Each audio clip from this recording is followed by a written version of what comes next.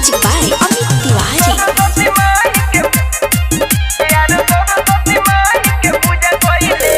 महिमा महान बाबे बीड़ा वाली के सगर पूजाली मागे पंचमी के।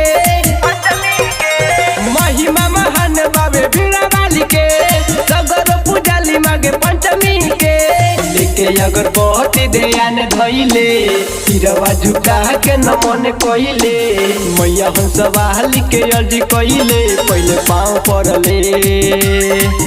अली सरस्वती माई चल पूजा कइले यार सरस्वती माई के पूजा कइले। अली सरस्वती माई चल पूजा कइले यार सरस्वती माई के पूजा कइले।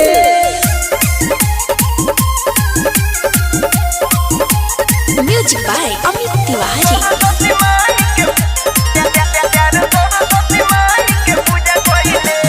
विद्या के देवी हई गाँव आइल बाड़ी ककई तो हंस के सवारी आइल बाड़ी। विद्या के देवी हई गाँव आइल बाड़ी ककई तो हंस के सवारी आइल बाड़ी। लवा में असल के हाथ जोड़ले पूरा होई सब विश्वास रखले। सारे दे भवानी के नाम ले आशीर्वाद ले।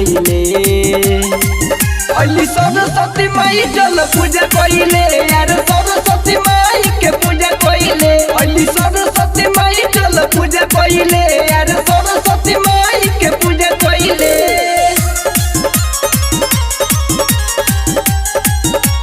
Music by Amit Tiwari.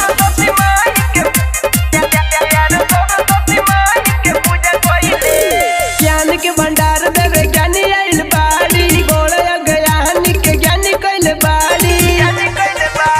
ज्ञान के भंडार देवे ज्ञानी आइल बाड़ी गोड़ ज्ञान के ज्ञानी कइल बाड़ी। समाधि संगे ही से आव सिखले राइटर संदेश के बात मानले मैया के पाँव पर माथ धइले पर नाम कइले।